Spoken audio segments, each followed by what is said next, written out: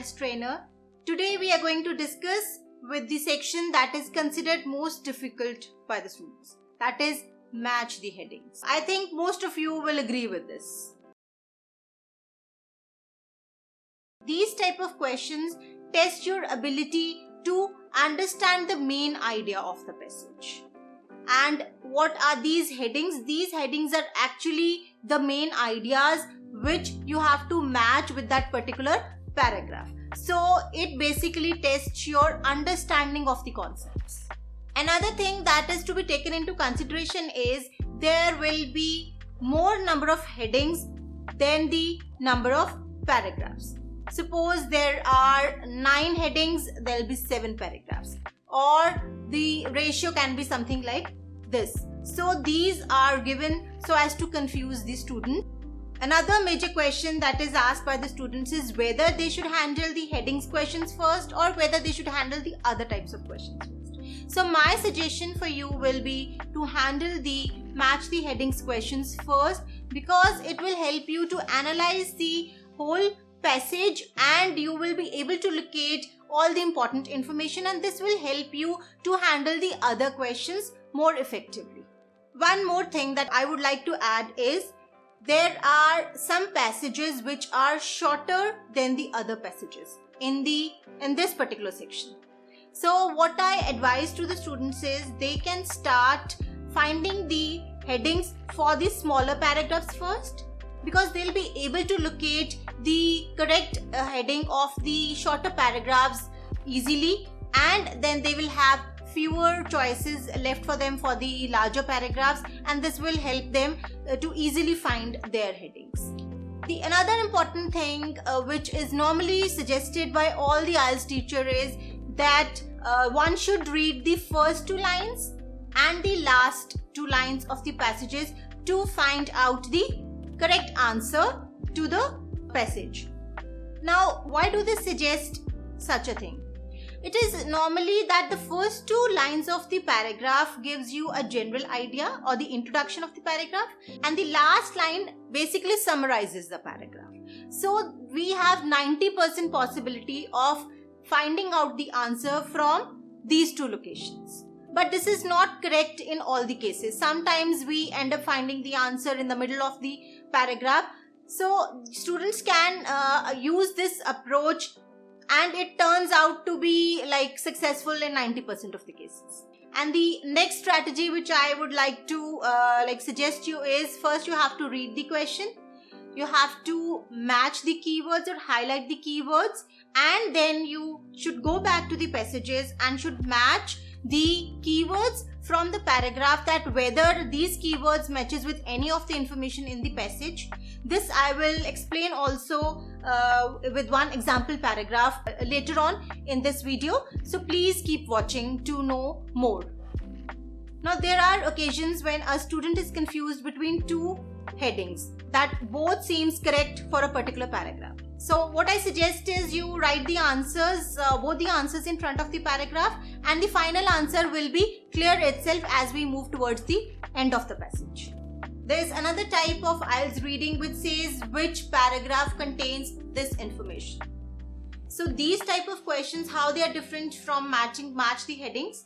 In these type of questions, the main idea is not to find the crunch of the paragraph, it is to find or to locate that particular information that is being asked. Some paragraphs can contain more than one information, and there may be some paragraphs that do not contain any information. So this is what we have to look very carefully in these type of questions. And another important tip that I want to give you is we should start looking for the easiest piece of information. That is, if we are asked about a name or a date or a number, then it is very easy to locate them in the paragraph. We should start doing these type of questions first, and then we will end up with having fewer choices for the other questions. So this way we will be able to locate the answers easily, as well as we are able to find out the correct answer. Now I want to show you how all these techniques are implemented by using one example paragraph. So let's move on to the paragraph. Now let's see how this activity is done in the practical form. Now there's a question in front of us, which is match the headings with the passages. So there are 9 headings which is given to us, and there are 6 options. The 5th one, that is section E, is already solved. The answer is already given as a reference. Now we have to find the heading for a section A, B, C, D and F. Now first of all, let's read the list of headings to check the keywords. The first one says the probable effects of the new international trade agreement. So we have to find out the paragraph which talks about the effects of the new international trade agreement. The second is the environmental impact of modern farming. Third is farming and soil erosion. So a passage that talks something about soil erosion. Fourth is the effects of government policy in rich countries.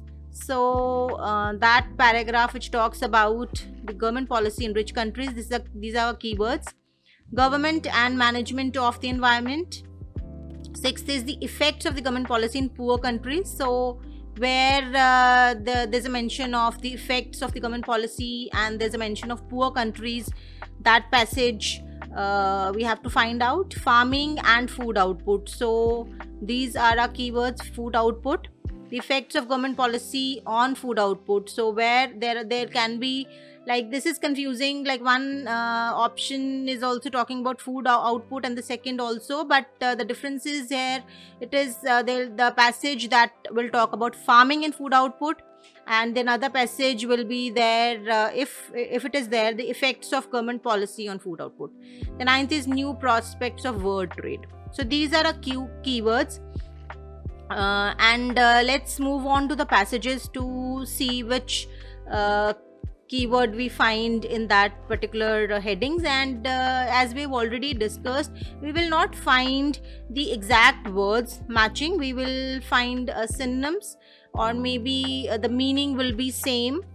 We will find the synonyms. So let's read. The first, section A, says the role of governments in environmental management is difficult but inescapable. Sometimes the state tries to manage the resources its own and does so badly. Often, however, governments act in an even more harmful way.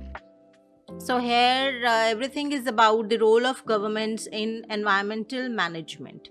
So moving on further, they actually subsidize the exploitation and consumption of natural resources. A whole range of policies, from farm price support to protection of coal mining. So the passage, we don't have to read the entire passage. It is like very clear by now that this section is talking about the role of governments in environmental management. So let's move on to the headings. This is the environmental impact, second, of modern farming. But it is not talking something about the government. This is soil erosion. We are not it is not mentioned in the paragraph. Effects of government policy in rich countries. So there wasn't a mention of rich countries. Government and management of the environment. This looks close. The effects of government policy in poor countries. This is also not like close. Farming and food output. Effect of government policy on food output. News process. So out of all these, the option 4. Option 5, the governments and management of the environment, looks close. So this is the answer of passage A. Now let's talk about passage B. No action affects more the earth's surface than farming. It shapes the third of the planet's land area, not counting Antarctica, and the proportion is rising. World food output per head has risen by 4% between 1970s and 80s, mainly as a result of increase in the yields from land already in cultivation. So there is a mention of increase in the world food output. Now let's move on to the passages. World food output, effect of government policy on food output, farming and food output. So we'll see whether the increase in the food output is because of the government policy, or there's only a mention of farming and food output. Let's read again.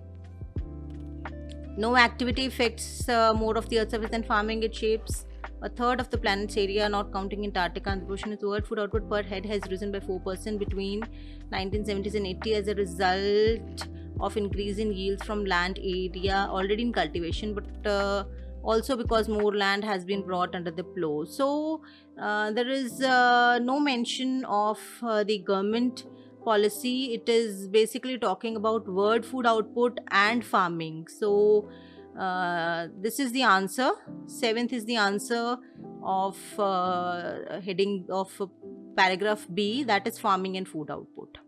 So I think after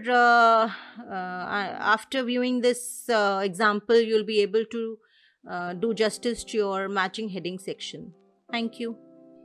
If you liked my video, please leave a like and subscribe to my channel. We will meet again in my next video.